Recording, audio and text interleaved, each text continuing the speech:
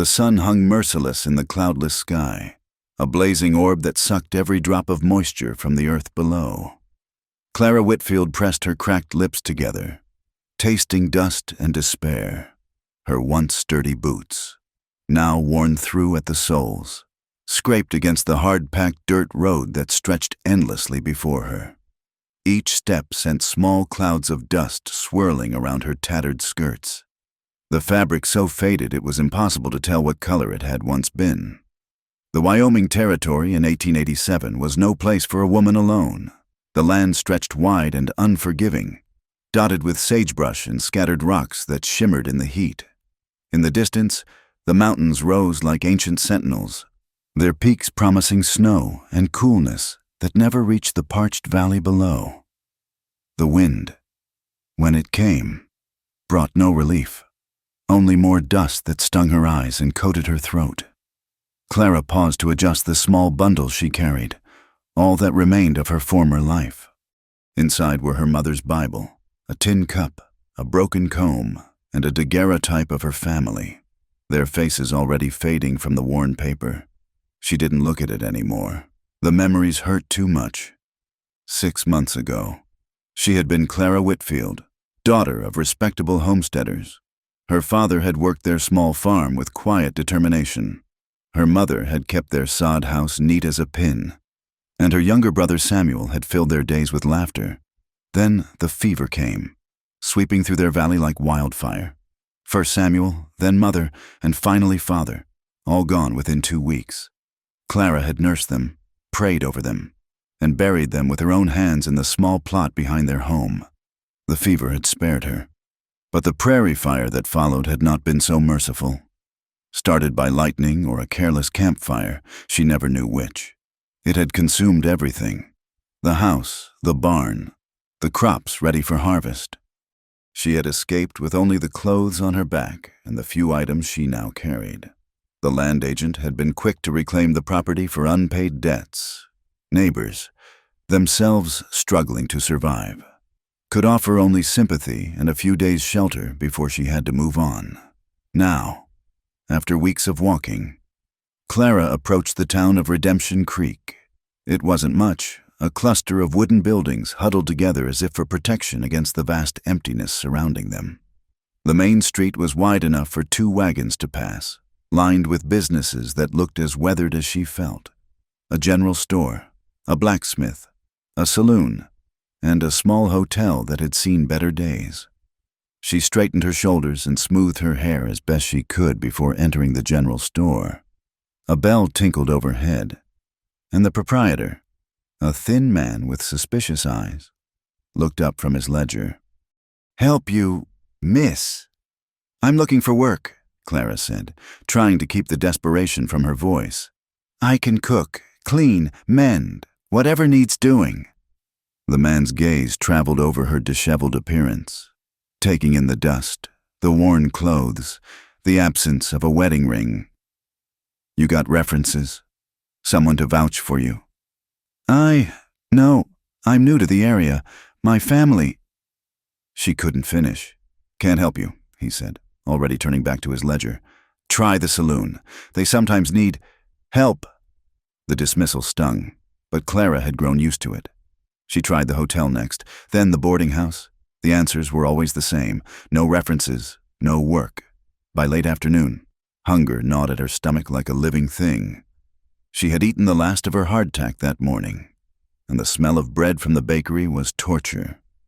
As evening shadows lengthened, Clara found herself at the edge of town, near the abandoned livery stable. The building listed to one side, its doors hanging askew, but it offered shelter from the wind that had picked up with sunset. She crept inside, grateful for even this mean refuge.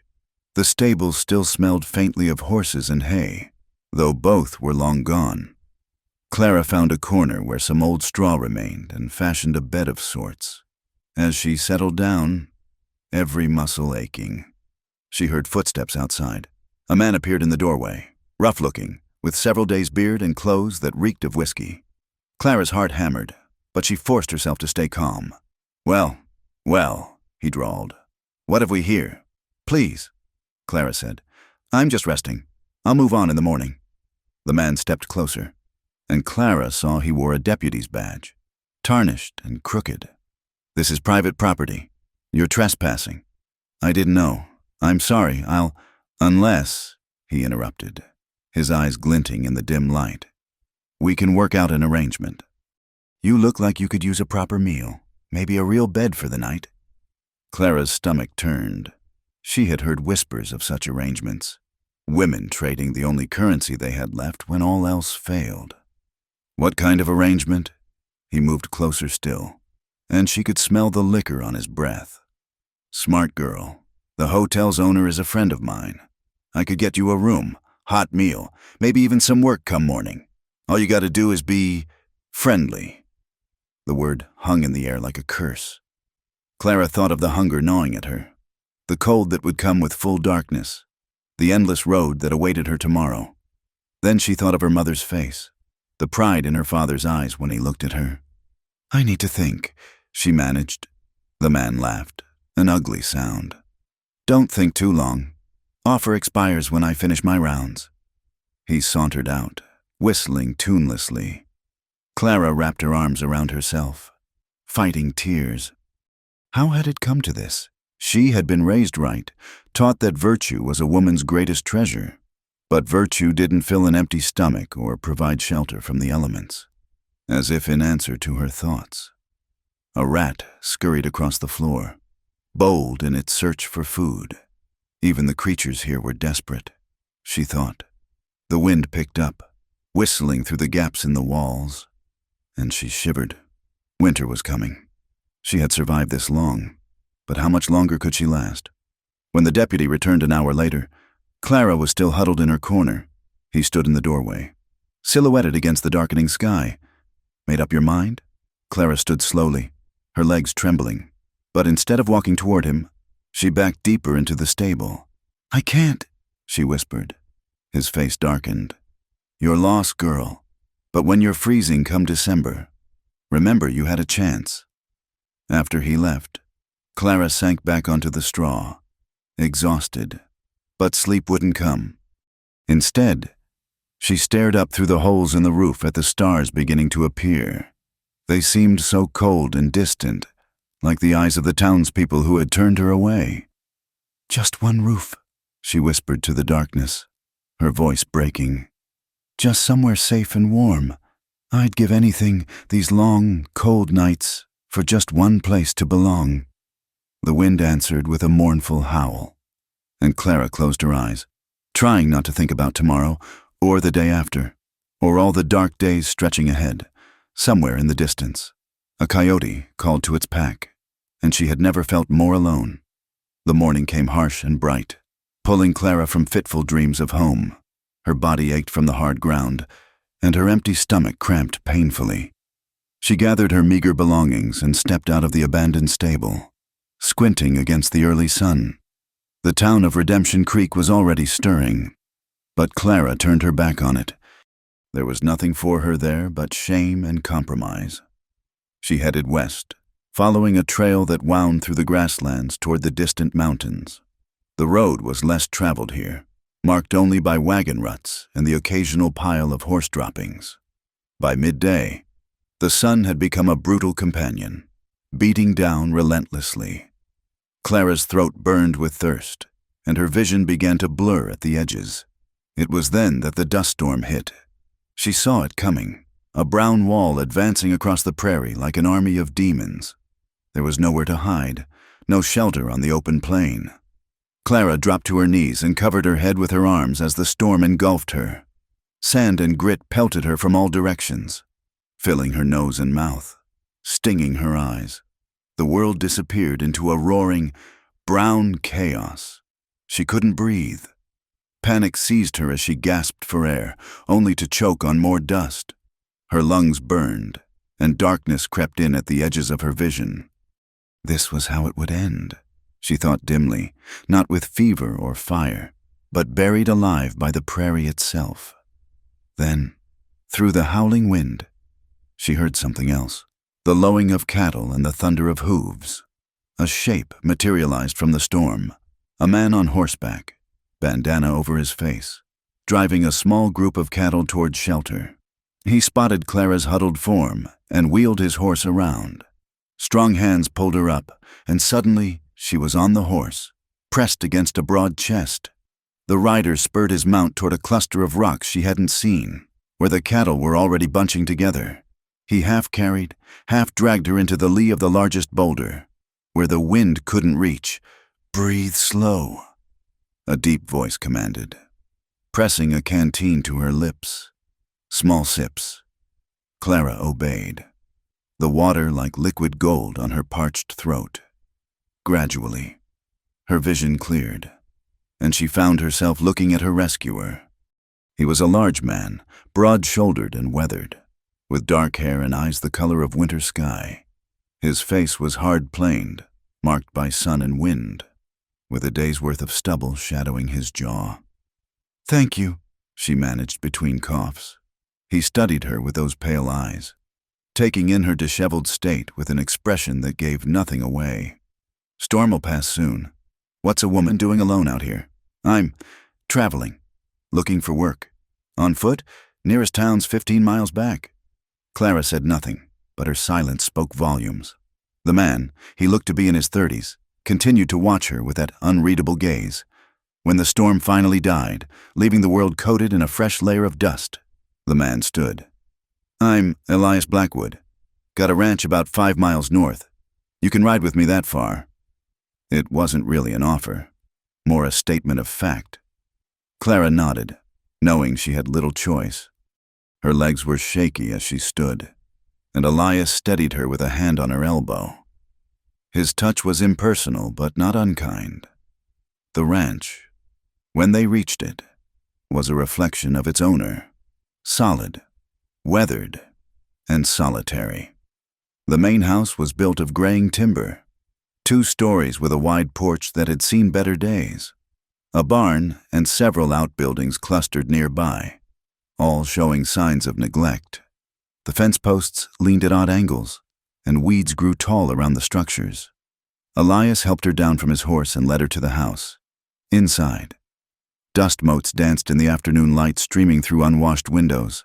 The furniture was good quality but covered in a layer of grime. A stone fireplace dominated one wall, cold and empty. Everything spoke of a life interrupted, frozen in time. "Sit," Elias said, gesturing to a chair at the kitchen table. He pumped water into a basin and set it before her with a relatively clean cloth. "Clean yourself up. I'll heat some stew." As Clara washed the dust from her face and hands, she watched him move around the kitchen with surprising efficiency. He built a fire in the stove and set a pot to warm, all without wasted motion. When he placed a bowl before her, the smell nearly made her weep. "Eat slow," he warned. "Been hungry a while, haven't you?"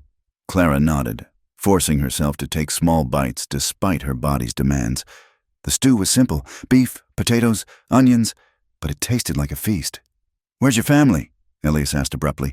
"Dead, fever, then fire." The words came out flat, emotionless. She had repeated them too many times. Something flickered in his eyes, understanding, perhaps, or recognition. "No other kin. None that would claim me." They ate in silence after that. When Clara finished, Elias took her bowl and washed it, along with his own. The domesticity of the gesture seemed to surprise them both. "You said you were looking for work," he said finally, his back to her as he dried the dishes. "Yes, I can cook, clean, mend. I'm not afraid of hard work." "What else?" His voice was careful. "Neutral." Clara felt heat rise in her cheeks, understanding the question behind the question. "In town, a man suggested I could make arrangements. Trade company for shelter." The words tasted bitter. "I've done it, once, when I had no other choice." Elias turned then, his expression unreadable. "That what you're offering here?" "I'm offering honest work," Clara said, meeting his gaze steadily. "But I won't starve. Mr. Blackwood, I won't die on the prairie for the sake of propriety. If that makes me fallen, so be it." He studied her for a long moment, then nodded slowly. "There's a room off the kitchen, used to be the housekeeper's. You can sleep there tonight. Tomorrow, if you want to stay on. We'll discuss terms. Thank you. Don't thank me yet. He moved toward the door, then paused. Lock your door tonight, Miss Whitfield. Clara Whitfield. Miss Whitfield, I'm not the man who propositioned you in town, but you're right to be careful. After he left, Clara explored the small room he'd indicated. It was dusty but dry, with a narrow bed and a washstand. She sank onto the mattress, overwhelmed by the simple luxury of 4 walls and a roof. Through the small window, she could see Elias in the yard, tending to his horse with gentle hands. As night fell, Clara found herself thinking about the loneliness that permeated this place like dust. It was in the stopped clock on the mantel, the woman's apron still hanging on a peg, the child's toy horse forgotten in a corner. This was a house of ghosts, and Elias Blackwood was haunted by them. She thought of her own ghosts, her family, her innocence, the girl she used to be who would have been horrified by the choices she'd been forced to consider. That girl was as dead as the family in the daguerreotype. A soft knock at her door made her tense.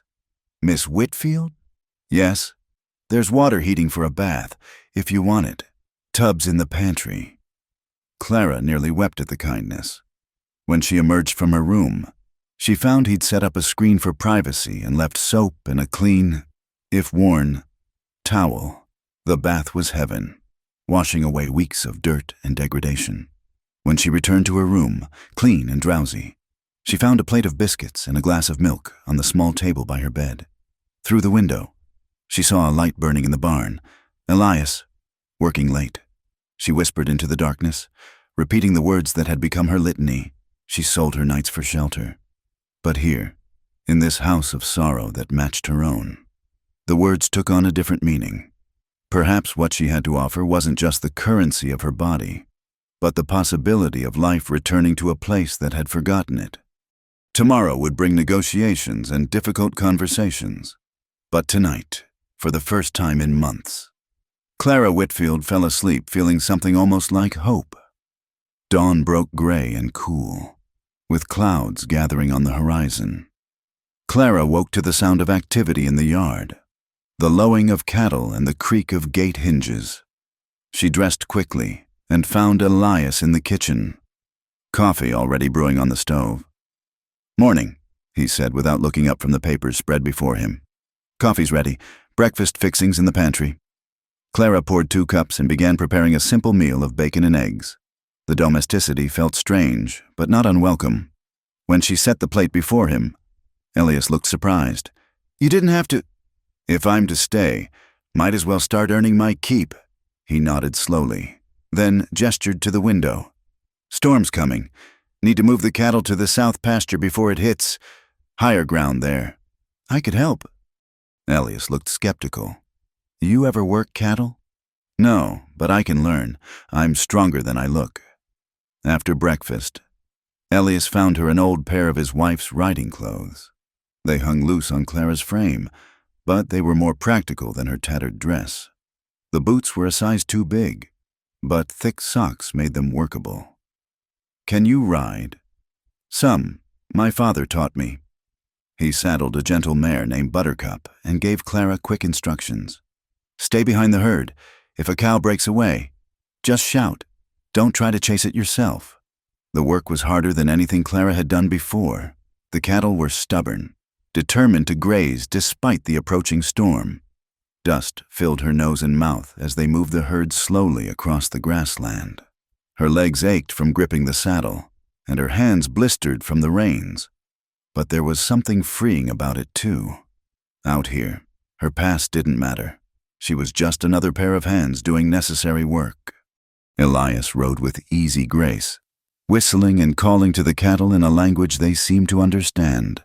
Once, when a young heifer decided to make a break for it, Clara surprised herself by heading it off, turning it back to the herd with a whoop that made Elias glance at her with what might have been approval. They were still a mile from the south pasture when the storm hit. This wasn't dust. It was rain, coming down in sheets that turned the ground to mud in minutes. Lightning split the sky, and thunder spooked the cattle into a near stampede. "The ravine!" Elias shouted over the storm. "Keep them away from the ravine!" Clara saw it, a deep cut in the earth, hidden by grass, now filling with rushing water. Several cattle were headed straight for it. Without thinking, she spurred Buttercup forward, placing herself between the animals and danger. A big steer charged at her, eyes rolling white with fear. Buttercup danced sideways, and Clara felt herself slipping in the wet saddle. Then Elias was there, his horse shouldering the steer aside, his hand steadying Clara. Together, they turned the herd, driving them up the slope to safety. By the time they reached the south pasture and got the cattle settled, both were soaked to the skin and shivering. They took shelter in a line shack, a small cabin used during roundups. Elias built a fire while Clara wrung out her hair. Steam rose from their wet clothes as they huddled near the flames. "You did good," Elias said quietly. "That was quick thinking. I was terrified." Clara admitted. "Fear's not bad, keeps you sharp. It's panic that kills you." He stared into the fire. "My wife, Mary, she was like that, steady in a crisis. Once held off a wolf pack with nothing but a shotgun and nerve while I was gone to town." It was the first time he'd mentioned her by name. Clara waited, sensing more words building behind the dam of his silence. "Lost her and our boy 3 winters ago. Cholera came through fast. I was out checking trap lines, gone for 2 days. By the time I got back," he shrugged, a gesture that held worlds of pain.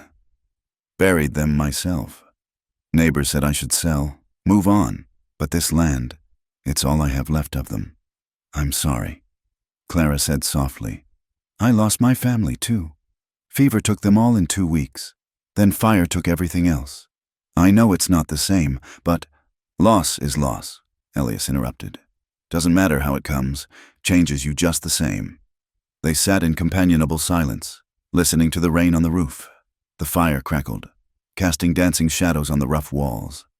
Clara found herself studying his profile, the strong jaw, the lines carved by weather and sorrow. He wasn't handsome in the conventional sense, but there was something solid about him, like bedrock beneath shifting sand. "In town," Clara said suddenly, needing him to know. "When I said I'd made arrangements before, it was only once, after I'd been walking for days. A traveling merchant offered food and shelter for company. I told myself it was just survival, but afterward, I felt like I'd lost something I could never get back."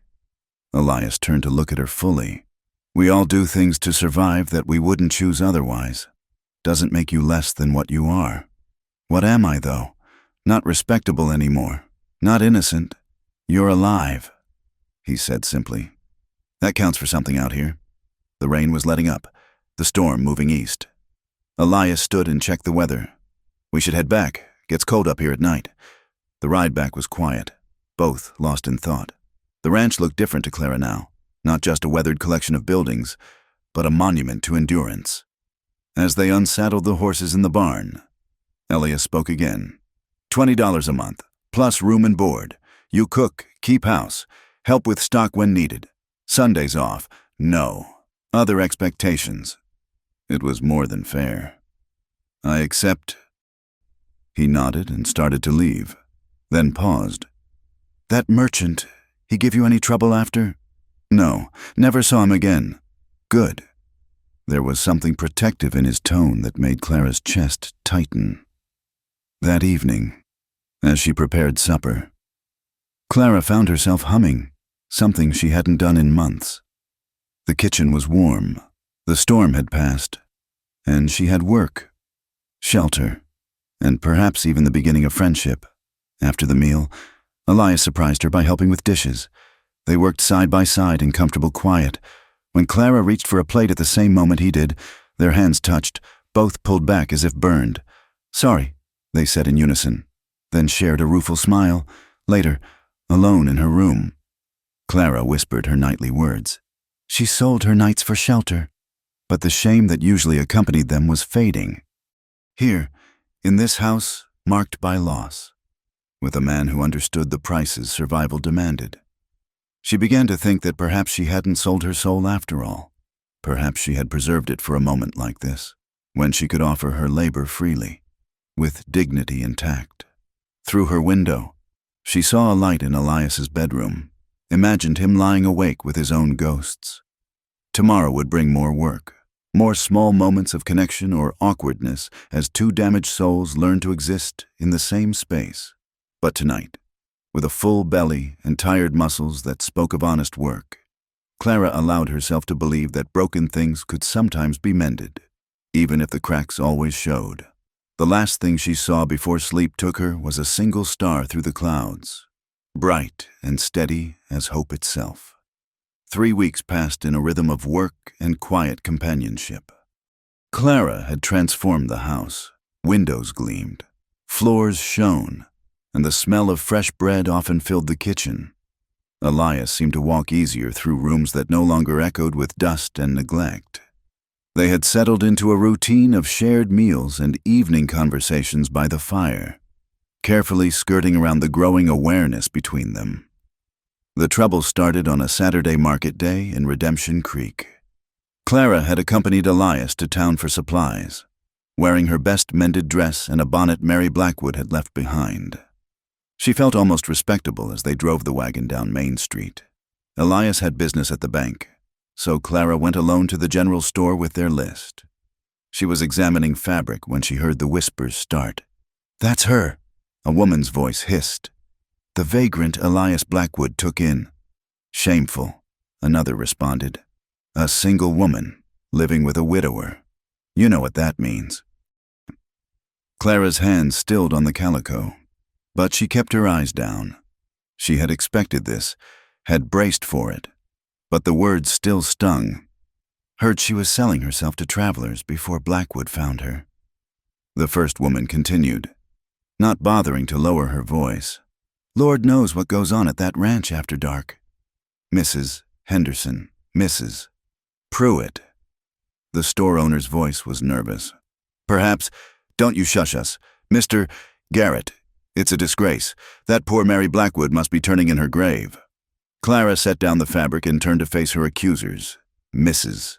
Henderson was a pinch-faced woman in black bombazine, while Mrs. Pruitt resembled an overfed pigeon in purple silk. Both wore expressions of righteous indignation. "Good morning, ladies," Clara said quietly. "Mr. Garrett, I'll take 2 yards of the blue calico, please. Don't you speak to us." "Mrs. Henderson snapped. "Decent women don't associate with your kind." "My kind?" Clara kept her voice level. "You mean the kind who works for honest wages, who keeps house and tends stock?" "You know exactly what I mean." Mrs. Pruitt's cheeks flushed.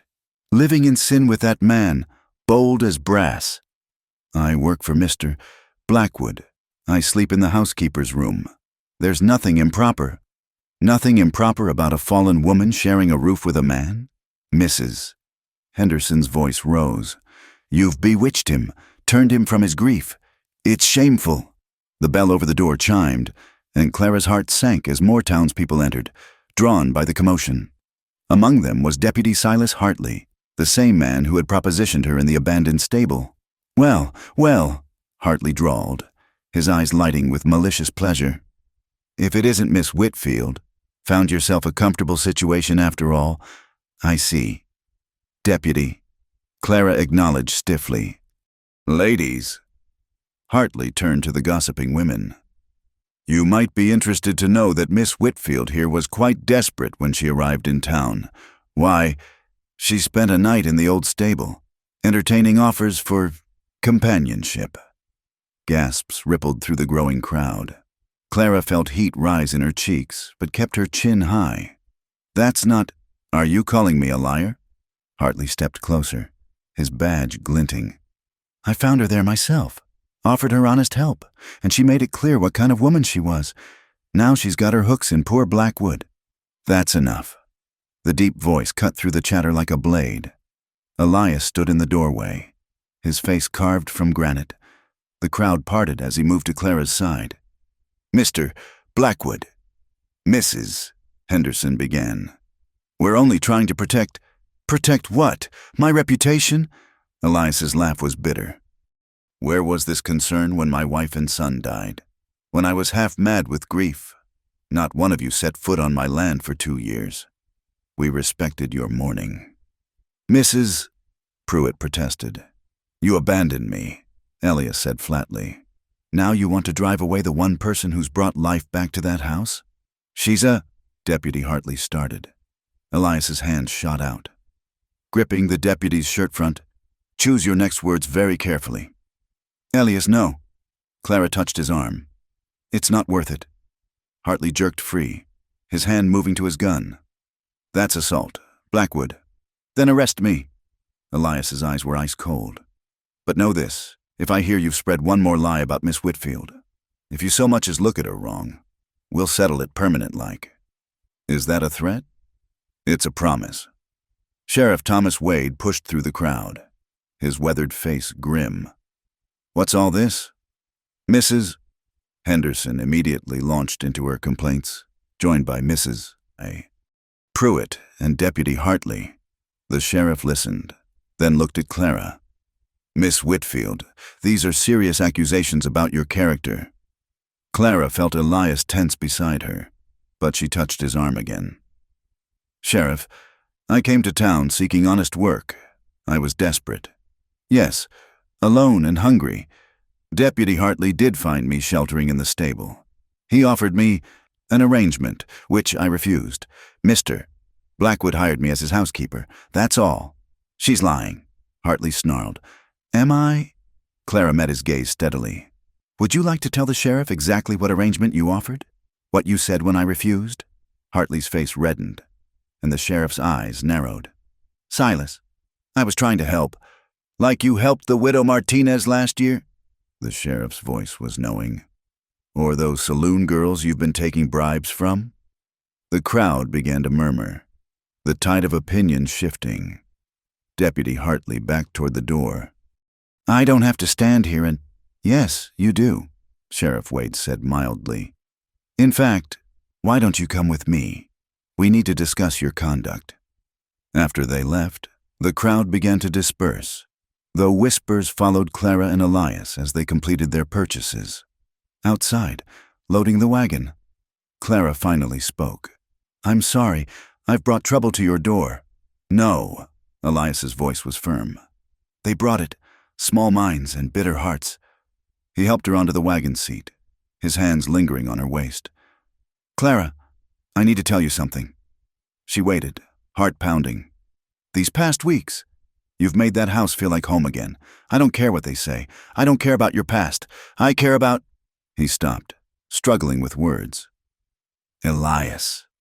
He looked at her then, and the loneliness she'd first seen in his eyes had been replaced by something else, something that made her breath catch. "I care about you," he said simply.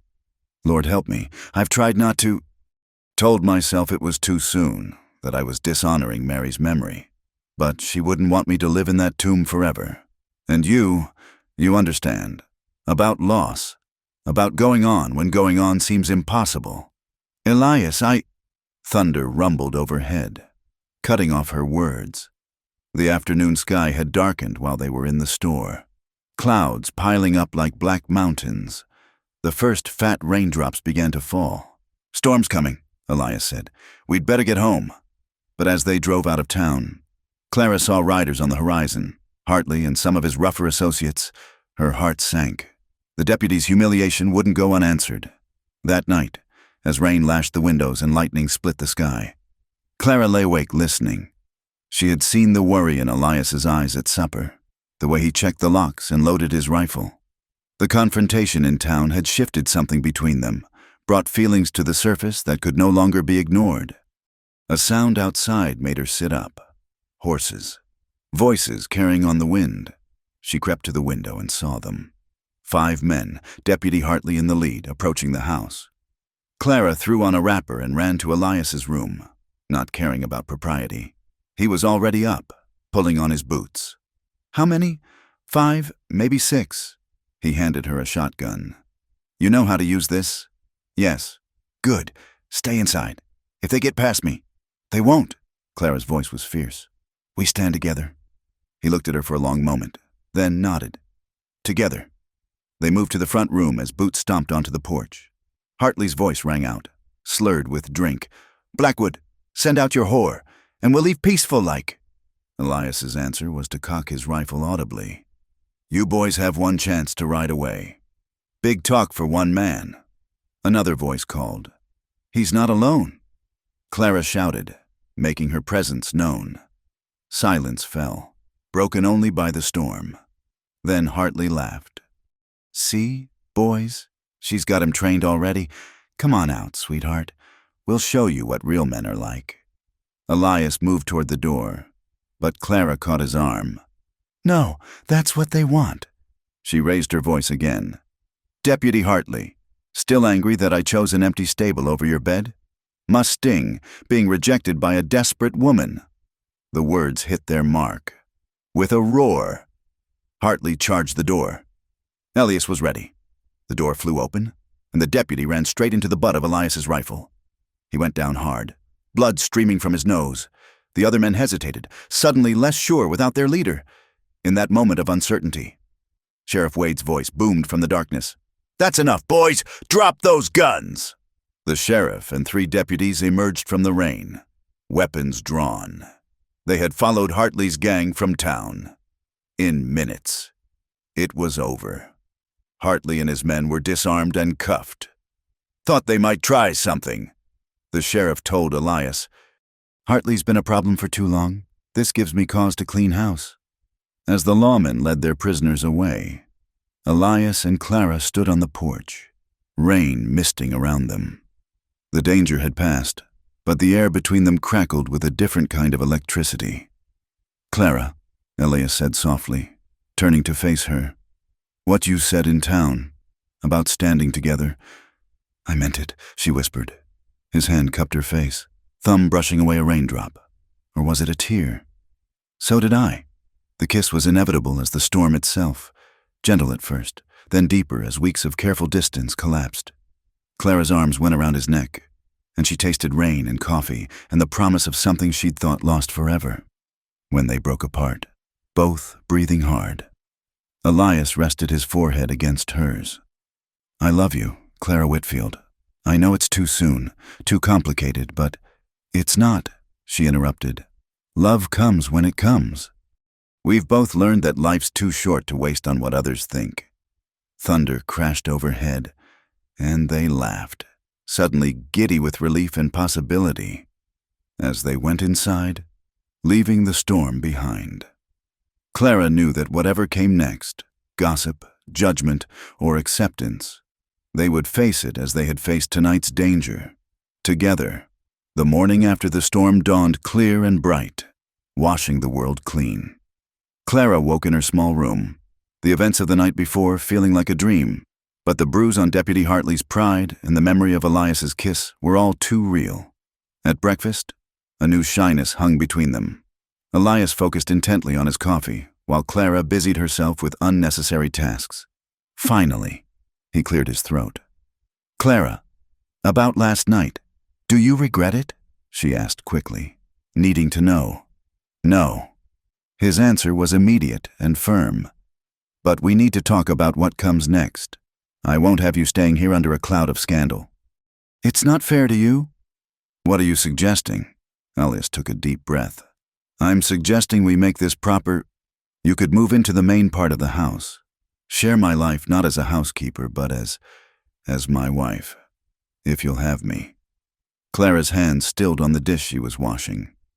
"Elias, you don't have to—" "I'm not proposing out of duty," he interrupted, standing and crossing to her. "I'm proposing because I can't imagine this house without you in it, because you've brought light back into my life, because I love you." "But Mary would want me to be happy. She told me so, near the end, made me promise not to bury myself with her." His voice roughened. "I've kept that promise poorly until now." Clara turned to face him fully, seeing the vulnerability in his eyes. "I love you too, but I need you to be sure. My past makes you who you are, a survivor, a woman who's known loss and kept going." He took her wet hands in his. "That's who I want beside me."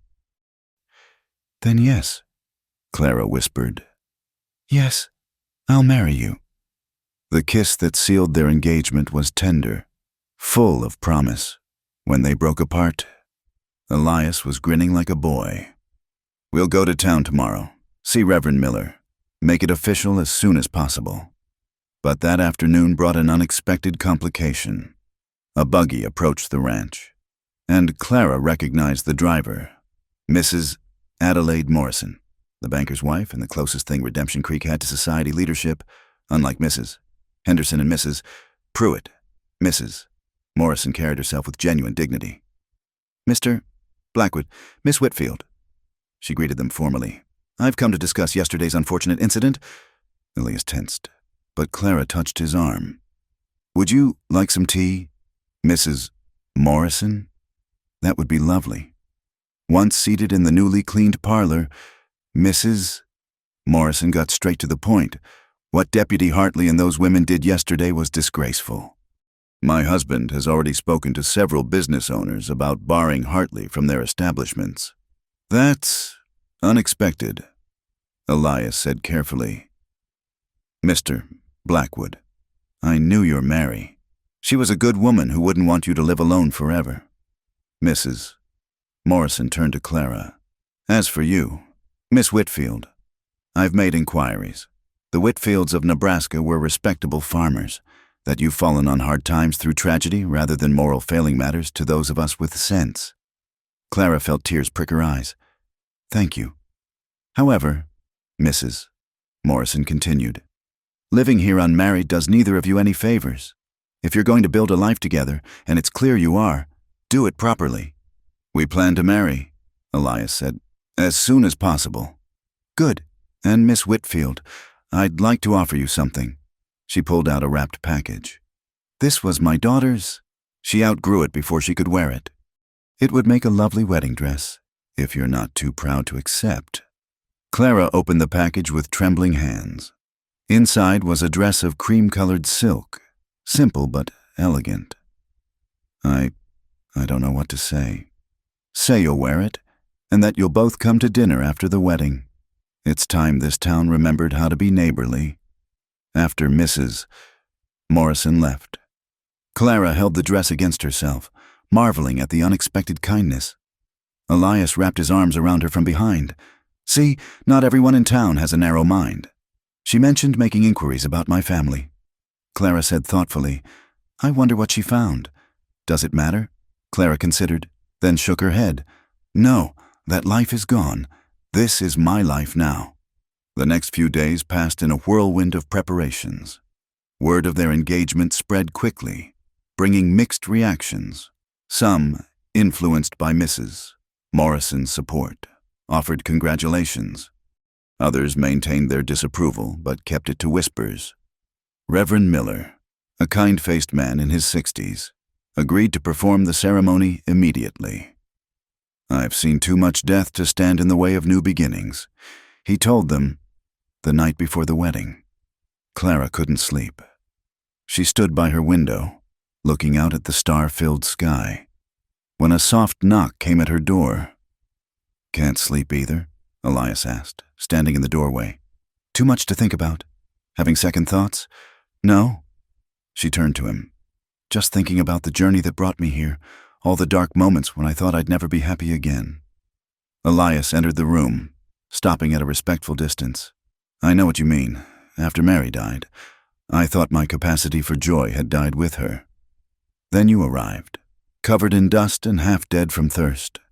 And somehow everything changed. Do you think they're watching? Our families? I hope so. I hope they see that we're not betraying their memory by finding happiness. Clara moved closer to him. I used to whisper to myself at night. She sold her nights for shelter. It was my shame, my burden. But now I think maybe I was preserving myself for this. For you. For a real home, not just shelter. Elias gathered her into his arms, holding her gently. Tomorrow you'll be Clara Blackwood. The past will have no claim on you. The past made me who I am. Clara corrected softly. I won't forget it, but I won't let it define my future either." They stood together in comfortable silence, watching the stars wheel overhead. Tomorrow would bring a new beginning, but tonight was for reflection and quiet gratitude. The wedding day dawned perfect, with autumn colors painting the landscape. Clara dressed carefully in Mrs. Morrison's gift, her hands trembling slightly as she pinned up her hair. She had no family to give her away, no bridesmaids to attend her, but she didn't feel alone. The house itself seemed to embrace her, welcoming her as its new mistress. Elias waited for her in the parlor, wearing his best suit. His eyes widened when he saw her. "You're beautiful. You clean up well yourself, Mr. Blackwood." They drove to town together, hands clasped on the wagon seat. The small church was fuller than expected. Mrs. Morrison's influence had brought out the better nature of many townspeople. Even Sheriff Wade was there, offering a nod of approval. The ceremony was simple but moving. When Reverend Miller asked if anyone objected, the silence was profound. Clara had half expected someone to speak up, to denounce her past, but the moment passed peacefully. "Do you, Elias, take this woman to be your lawfully wedded wife, to have and to hold, in sickness and in health, for richer or poorer, for better or worse, until death do you part?" "I do." His voice was strong, certain. "Do you, Clara, take this man to be your lawfully wedded husband, to have and to hold, in sickness and in health, for richer or poorer, for better or worse, until death do you part?" Clara looked into Elias's eyes, seeing their future reflected there, hard work and quiet evenings, shared sorrows and unexpected joys, a life built on understanding and love. "I do." "Then by the power vested in me, I pronounce you husband and wife. You may kiss your bride." The kiss was sweet and brief, appropriate for the public setting, but promising more, as they turned to face the congregation as Mr. and Mrs. Blackwood. Clara saw a mix of expressions, some genuinely happy, others merely resigned, but it didn't matter.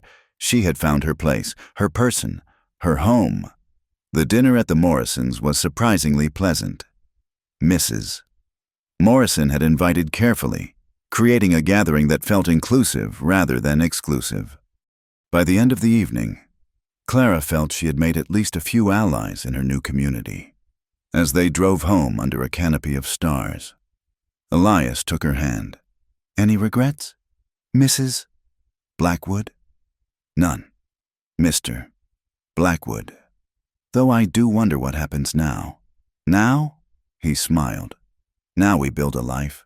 We work the ranch, raise cattle, maybe children if we're blessed. We face whatever comes, good or bad, together." "Together," Clara repeated, liking the sound of it. "That's all I need." The ranch house welcomed them home, lamplight glowing warm in the windows. As Elias carried her over the threshold, a tradition that made them both laugh, Clara felt the last of her old life fall away. She was no longer the desperate woman who had sold her nights for shelter. She was Clara Blackwood, wife, partner, and survivor. That night, as she lay in her husband's arms in the big bedroom that had been cold and empty for so long, Clara whispered a new phrase to herself. She found her heart's true shelter.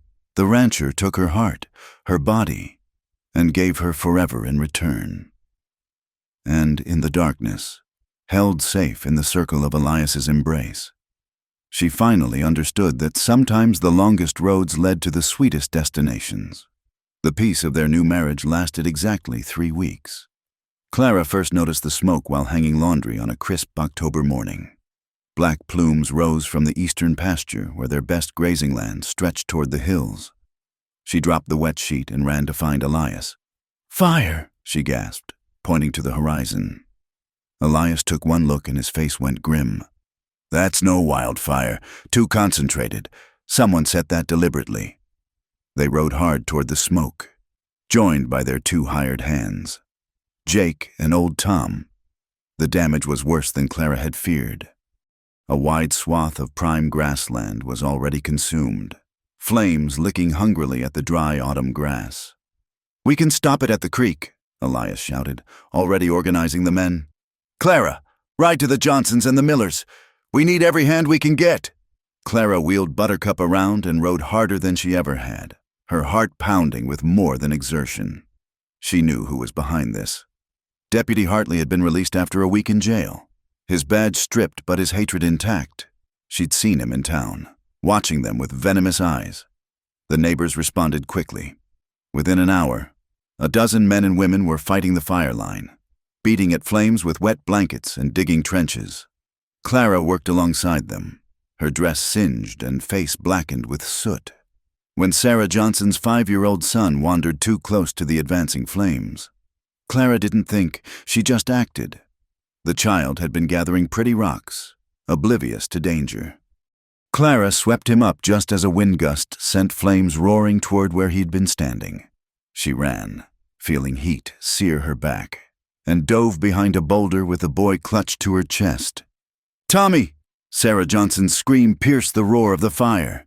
"He's safe!" Clara called back, emerging with the frightened but unharmed child.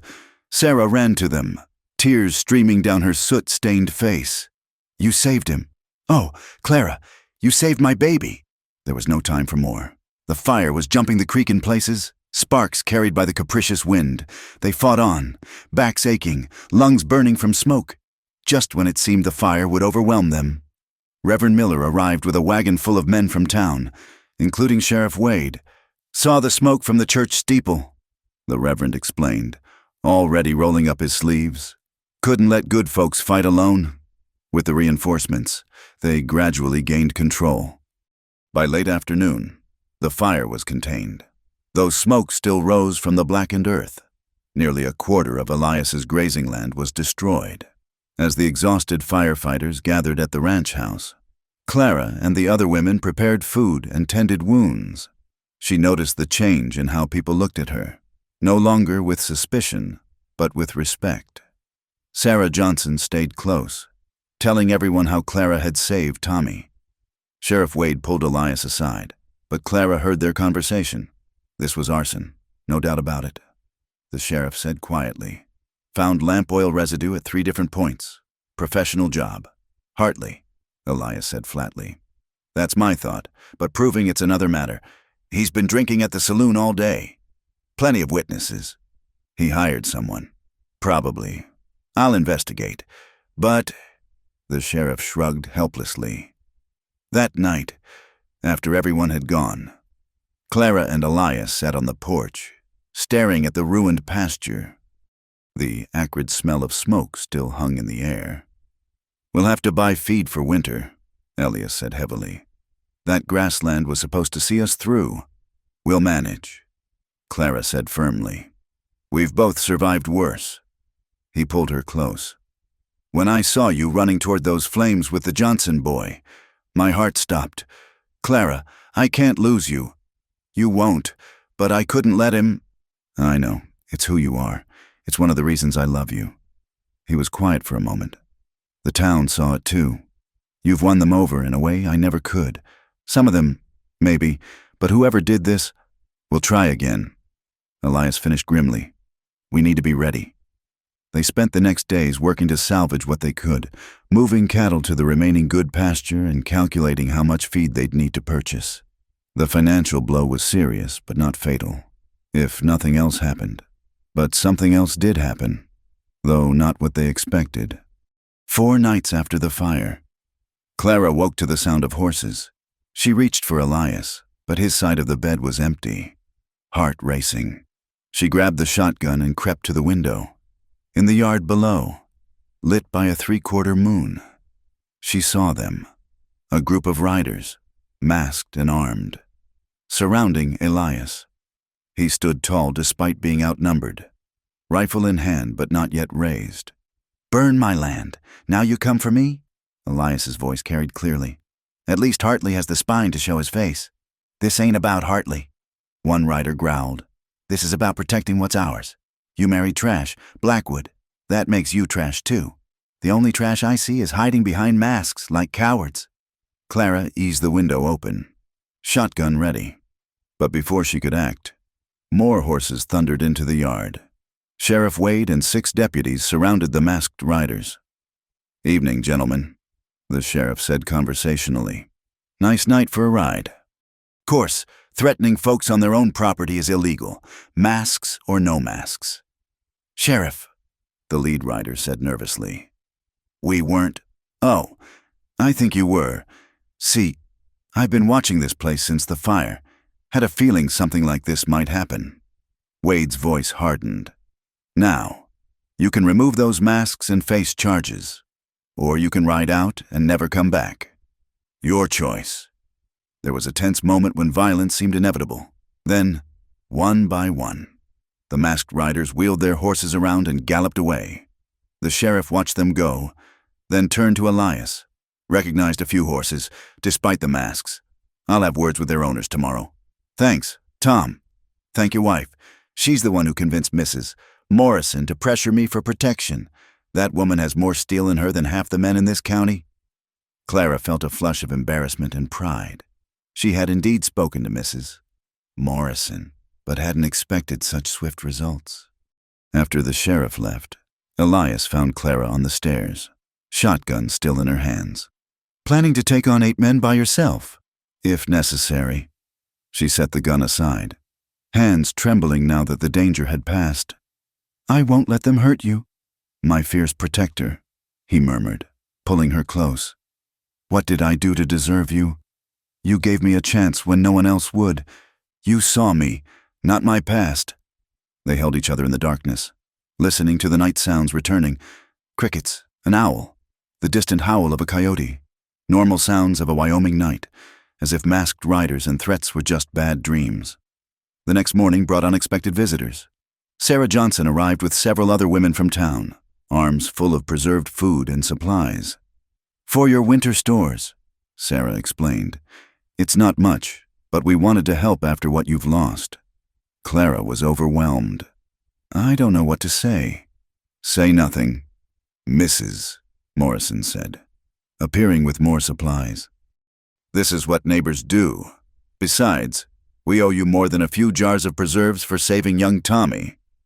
As the women worked together, putting away supplies and sharing gossip, Clara felt something she hadn't experienced since before her family died. Belonging. These women had judged her harshly at first, but actions had spoken louder than rumors. I heard there was trouble last night, Sarah said quietly as they organized the pantry. The sheriff handled it, Clara replied carefully. Good, though I wouldn't have blamed you if you'd filled those cowards full of buckshot yourself. Sarah's mild face was fierce. Anyone who'd threaten a family in their own home. The support was heartening, but Clara knew the danger wasn't over. Hartley was still out there, nursing his grudges. The masked riders might return. The fire had cost them dearly. That evening, as she and Elias walked through the burned pasture, assessing the damage in daylight, Clara made a decision. Teach me to shoot properly, she said. Not just point and pull, but really shoot. Elias studied her face. You sure? We're in this together, remember? I need to be able to defend our home as well as you can. Our home, he repeated softly. I like the sound of that. So will you teach me? Every day, if you want, we'll make you the best shot in the territory. He paused. But Clara, I need you to promise something. What? If real trouble comes, you run, get help. Don't try to be a hero. Clara was quiet for a long moment, looking out over their land, scarred but not destroyed, challenged but not broken. Like them, I promise to be smart, she said finally. But I won't promise to abandon you. We stand together. Remember? Elias sighed but smiled. Stubborn woman. You wouldn't have me any other way. As they walked back to the house, hand in hand, Clara felt the weight of the challenges ahead. But she also felt the strength that came from facing them with someone she loved, in a place that was becoming home, with a community that was slowly accepting her. The fire had been meant to drive them out, to punish them for daring to find happiness together. Instead, it had forged new alliances and revealed the steel in Clara's spine that had always been there, waiting for the right moment to show itself. The summons came on a cold November morning, delivered by a nervous young deputy Clara hadn't seen before. She read it twice, her hands trembling slightly. before looking up at the waiting lawmen. A moral inquest? Her voice was steady despite the ice in her veins. On what grounds? I'm just delivering it, ma'am, the deputy mumbled, clearly uncomfortable. You're to appear before the Territorial Moral Commission next Monday. After he left, Clara stood frozen in the doorway until Elias found her. He read the summons, his face darkening with each word. This is Hartley's doing, he growled. He can't burn us out, so he's trying another way. The document was formally worded, but its meaning was clear. Clara's past was being dragged into legal proceedings. Charges of moral turpitude and unfitness for respectable society were phrases that stood out like brands. They mean to humiliate me, Clara said quietly. To drive me out through shame, over my dead body. Elias crushed the paper in his fist. We'll fight this. But as Monday approached, Clara's resolve began to waver. The thought of standing before a panel of judges, having her darkest moments dissected and judged, made her physically ill. She found herself unable to eat, starting at every sound. Maybe I should just leave, she said Sunday night, standing at their bedroom window. Disappear before the hearing. Save you the scandal. Elias crossed to her in 2 strides, turning her to face him. Don't you dare. You're my wife, Clara Blackwood. We face this together. But what if they what? Tell me something I don't know. Judge you for surviving. His hands were gentle on her shoulders. You've done nothing wrong. I sold myself. Elias, however briefly, however desperately. That's what they'll say. You survived. And then you chose a different path. That's what I'll tell them. The morning of the hearing dawned gray and bitter. Clara dressed carefully in her most modest dress, pinning her hair severely back. She looked at herself in the mirror and saw a respectable rancher's wife. But would the commission see the same? The Territorial Courthouse in Cheyenne was an imposing building of red brick and judgment. The hearing room was packed. Word had spread, and the curious had come to witness her humiliation. Clara recognized faces from Redemption Creek, some sympathetic, others eager for scandal. The 3-man commission sat behind an elevated bench like avenging angels. Judge Cornelius Whitman presided, flanked by Reverend Josiah Blackwood, no relation to Elias, and Mr. Clarence Hartwell, a prominent businessman. This inquiry, Judge Whitman intoned, is to determine whether Mrs. Clara Blackwood, née Whitfield, is of suitable moral character to remain in the Wyoming Territory. Clara felt Elias tense beside her, but she touched his hand, steadying him. The prosecutor, hired, Clara suspected, by Hartley, was a thin man with the demeanor of an undertaker. He began with damning efficiency. We will show that the woman calling herself Mrs. Blackwood is, in fact, a woman of loose morals who has used her wiles to ensnare a respectable widower. Objection! Elias started to rise, but their lawyer, Mr. Patterson, pulled him down. This is not a criminal trial, Mr. Blackwood. Objections carry no weight here. The prosecutor called his first witness, Deputy Silas Hartley himself.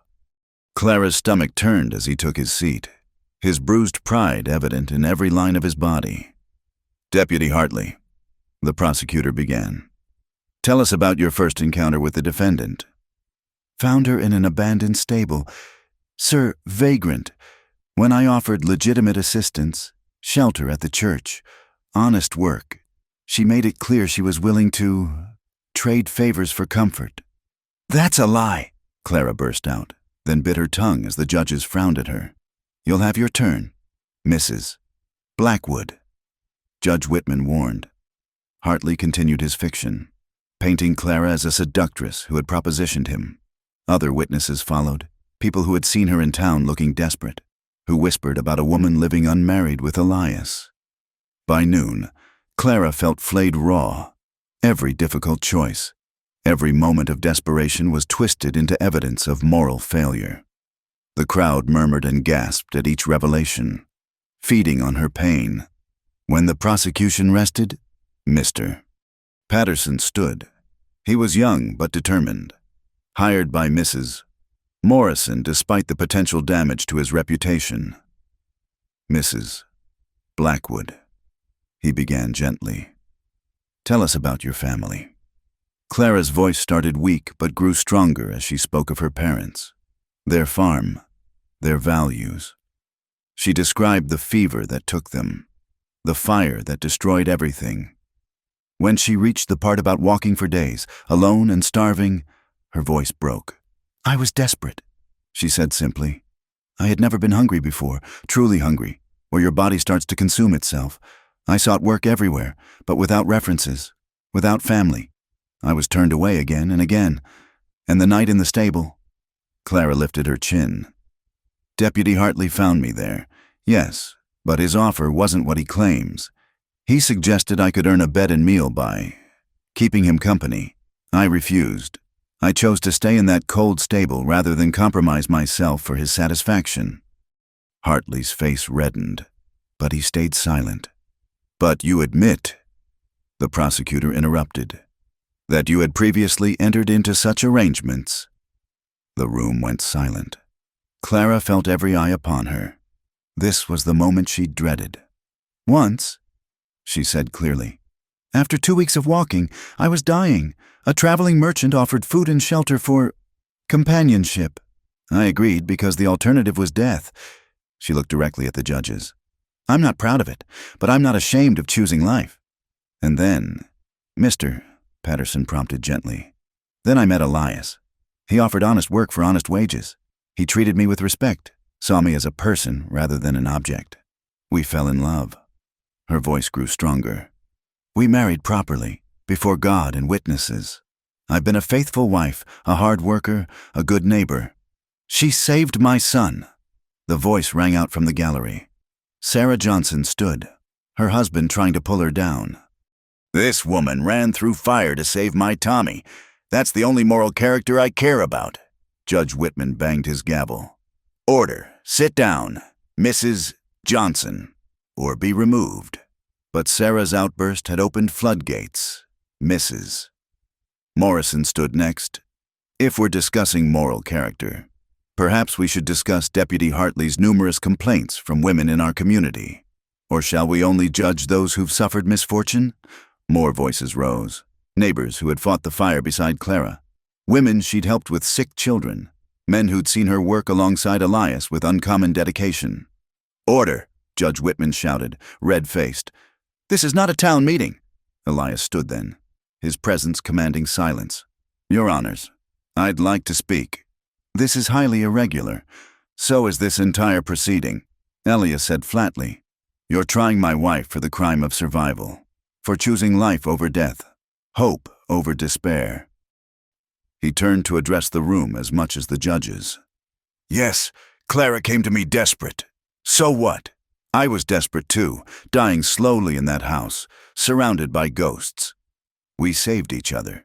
If that's morally suspect, then morality itself is suspect." "Mr. Blackwood," Reverend Blackwood spoke for the first time. "Surely you understand the Church's position on virtue." "I understand the Church's position on mercy," Elias interrupted. "On forgiveness, on judge not lest ye be judged. Where's that Christianity? Reverend?" The room erupted again. Through it all, Clara sat straight-backed, tears streaming down her face, not from shame, but from the overwhelming support of people she'd thought would condemn her. Judge Whitman gavelled furiously until order was restored. The 3 commissioners huddled in conference. Voices heated. Finally, they separated. "This commission," Judge Whitman said sourly, "finds itself divided. While certain past indiscretions cannot be ignored, the testimony of character witnesses and the passionate defense presented give us pause." He shuffled papers unnecessarily. "Therefore, this commission rules that while Mrs. Blackwood's past contains regrettable incidents, her current conduct and the support of her community suggest rehabilitation. No action will be taken." The room exploded in cheers and applause. Clara sagged against Elias, relief making her weak. They had won, but at what cost? Her most private shame had been made public spectacle. As they left the courthouse, surrounded by well-wishers, Hartley pushed through the crowd. His face was twisted with fury. This isn't over, he snarled. You think you've won? Sheriff Wade's hand fell on his shoulder. You'll do nothing. In fact, you'll be leaving the territory. Today. You can't. I can, and I will. You're a disgrace. Hartley, clear out, or I'll dig deeper into those complaints. Mrs. Morrison mentioned. As Hartley slunk away, Clara felt something release in her chest. The worst had happened. Her past laid bare for all to see, and she had survived. More than survived. She had been defended, supported, claimed by her community. That night, as she and Elias lay entwined in their bed, she whispered against his chest. They know everything now. All of it. Good, he murmured, pressing a kiss to her hair. No more secrets, no more weapons for small minds to use against us. I was so frightened. I know, but you stood tall anyway. That's true courage, Clara. She thought about the phrase that had haunted her for so long. She sold her nights for shelter, but it had transformed. She had sold one night in her darkest hour, but she had purchased a lifetime of love, respect, and belonging. Thank you, she whispered, for standing by me, for fighting for me. Always. Elias promised. Until my last breath. Outside, snow began to fall, covering the scarred earth with pristine white. It seemed fitting, a blanket of grace over past wounds, a promise of new beginnings. Clara closed her eyes and slept deeply. Finally and truly free. Spring came early to Wyoming that year, melting the snow and revealing the earth's promise of renewal. The burned pasture showed tentative green shoots pushing through blackened soil, nature's testament to resilience. Clara stood in what would be their garden, turning rich earth with a spade, when she heard the approaching riders. 3 horsemen created a rise, Elias returning from town with Jake and old Tom. Even at a distance, she could see her husband's joy, the way he sat taller in the saddle. Her heart lifted in response. Clara, Elias called, dismounting before his horse fully stopped. The loan came through. Morrison approved everything. She dropped the spade and ran to him, laughing as he swept her up and spun her around. The winter had been hard. Their finances stretched thin after buying feed, but they'd survived. Now, with the bank's backing, they could not only recover but expand. We can buy the Hendricks land, Elias explained, eyes bright with plans. Double our grazing. Maybe even start breeding horses alongside the cattle. And I can expand the vegetable garden. Maybe sell produce in town. Clara added, catching his enthusiasm. They spent the evening making plans, sketching out dreams on paper like architects of hope. The house that had once echoed with grief now rang with laughter and possibility. 2 days later, the wedding invitation arrived. Sarah Johnson's younger sister, Emma, was marrying Thomas Reed, the blacksmith's son. The ceremony would be simple, held in the meadow where wildflowers bloomed thickest. They want us to stand as witnesses, Clara read, tears pricking her eyes. Me, specifically. Emma says I inspire her, that seeing me fight for my happiness gave her courage to accept Thomas despite her parents' initial objections. Elias pulled her close. You inspire me too, every day. The wedding day dawned perfect, with a sky so blue it hurt to look at. Clara wore her best dress, a soft green that Elias said matched the new grass, as she helped Emma with her veil. The younger woman squeezed her hands. I was there, Emma whispered, at the hearing. When they tried to shame you, the way you held your head high, spoke your truth. I decided then that I wouldn't let fear of whispers keep me from love. The ceremony was beautiful in its simplicity. Reverend Miller, who had married Clara and Elias, spoke of love's power to transform, to heal, to create new beginnings from scorched earth. When he called for the witnesses to sign, Clara's hand was steady, her signature firm. After the ceremony, as fiddle music filled the meadow and couples danced on nature's floor, Mrs. Morrison approached Clara. I have a proposition, the older woman said. The Ladies' Aid Society needs a new secretary, someone with a good head for figures and a heart for helping others. The position is yours if you want it. Clara was stunned. The Ladies' Aid Society was the pinnacle of respectability in the territory. After everything, you'd trust me with this? My dear, Mrs., Morrison said firmly. You've shown more true character than most people manage in a lifetime. The society would be honored to have you. As spring turned to summer, Clara threw herself into her new role. The society organized relief for families hit by drought, established a lending library, and even started a school fund. Clara's experience with hardship made her especially effective at identifying those too proud to ask for help directly. One hot July afternoon, she was returning from delivering supplies to a struggling homestead when she saw smoke on the horizon. Not the black smoke of burning grass, but gray wisps from a chimney. Someone had moved into the old Baxter place, abandoned for 2 years. At supper, she mentioned it to Elias. Should we introduce ourselves? Already did, he said with an odd smile. Ran into them in town. It's a young couple from back east. He's consumptive, came west for his health. She's trying to make a go of farming while nursing him. How young? Maybe 20. Her name's Margaret. Reminded me of someone. Alone, scared, but too stubborn to quit. Clara understood immediately. We should help them. Already invited them for Sunday dinner. Margaret and Paul Winters were painfully young, clearly overwhelmed by the harsh reality of frontier life. Paul's cough punctuated every conversation, while Margaret's hands bore the blisters and cuts of unaccustomed labor. Everyone back home said we were foolish, Margaret confided to Clara as they washed dishes together. Said Paul would die regardless, and I'd be stranded. But I couldn't just watch him fade in some city sanatorium. Love makes us do brave things, Clara said gently. Sometimes foolish things. But I've learned there's no shame in fighting for hope. Over the following weeks, Clara and Elias quietly supported the young couple. Elias and the hands helped with heavy labor, while Clara shared preserves, medical knowledge gleaned from nursing her own family, and most importantly, friendship. The day Paul's cough finally eased, when he managed a full day's light work without collapse. Margaret wept in Clara's kitchen. The doctor says the dry air is working. We might actually have a future. Then you'll need this, Clara said, producing a packet of seeds. These tomatoes always produced well for my mother. Plant them with hope. As autumn approached, the ranch prospered. The new land proved even better than expected.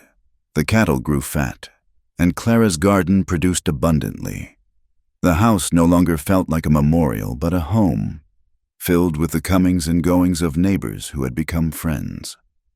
One evening, as purple dusk settled over the mountains, Clara and Elias sat on their porch watching the stars emerge. The ranch spread before them, scarred in places but thriving, like its owners. Do you ever think about how different life might have been? Elias asked. If the fever hadn't come, if the fire hadn't driven you here? Sometimes, Clara admitted. But then I think about all we would have missed. The pain led to joy, the loss to finding each other. I wouldn't change it. Not even... He didn't finish, but she knew what he meant. That desperate night with the merchant, the shame that had followed her for so long. Not even that, she said firmly. Every step, every choice, every moment of desperation and hope led me here. Led me to you. To this life we've built. Elias took her hand, pressing it to his lips. My brave Clara, my survivor. We're both survivors, she corrected. That's why we understand each other. Why we could build something new from ashes. A meteor streaked across the sky, brilliant against the darkness. Clara didn't make a wish. She had everything she needed. The woman who had once whispered desperately about selling her nights for shelter now owned her days, her nights, her future. The ranch was more than shelter. It was sanctuary, hard-won and deeply cherished. What are you thinking?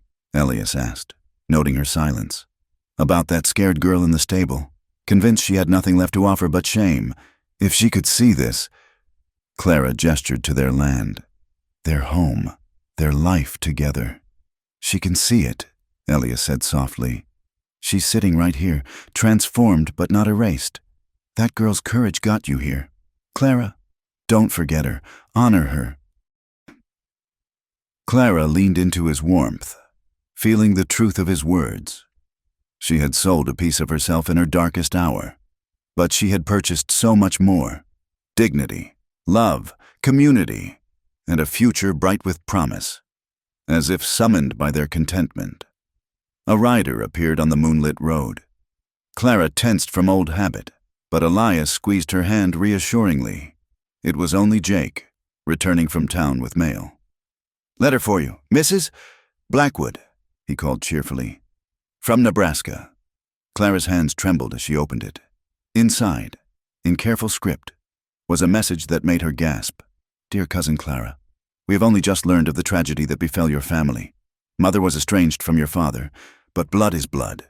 If you still live, please write.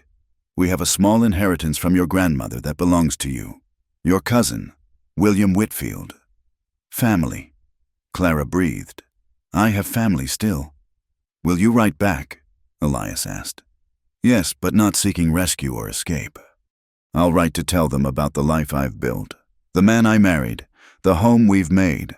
I'll tell them that Clara Whitfield survived her trials and became Clara Blackwood, rancher's wife, society secretary, friend, and neighbor. I'll tell them I'm happy." The moon rose full and bright, bathing the prairie in silver light.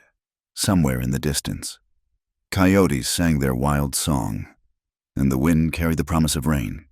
Inside the house, a fire crackled warmly, waiting for them. But for now, Clara and Elias remained on the porch, hands entwined, hearts full, watching over the land they had claimed through sorrow and joy, loss and love. "He took my heart," Clara murmured, echoing her old refrain but transforming it. "He took my heart, my body, and gave me forever in return. And I gave him the same, two broken souls who found wholeness in each other." "Forever," Elias agreed, sealing the promise with a kiss. And in that moment, under the vast Wyoming sky, with all their scars and strengths visible in the moonlight, they were simply what they had always been beneath the pain and shame and fear. Two people who had chosen love over despair, hope over bitterness, and life over mere survival. The West had tested them with fire and storm, prejudice and poverty, but they had endured. More than endured, they had triumphed. Tomorrow would bring new challenges, perhaps new sorrows, but it would also bring new joys, new chances to help others as they had been helped, new opportunities to prove that even the most desperate beginnings can lead to the most beautiful endings. Clara Blackwood, once a desperate woman who whispered of selling her nights for shelter, now stood as living proof that love could indeed conquer all. Not easily, not without scars, but absolutely and eternally. The stars wheeled overhead, eternal witnesses to their happiness, as the rancher and his wife went inside their home, ready for all the tomorrows yet to come.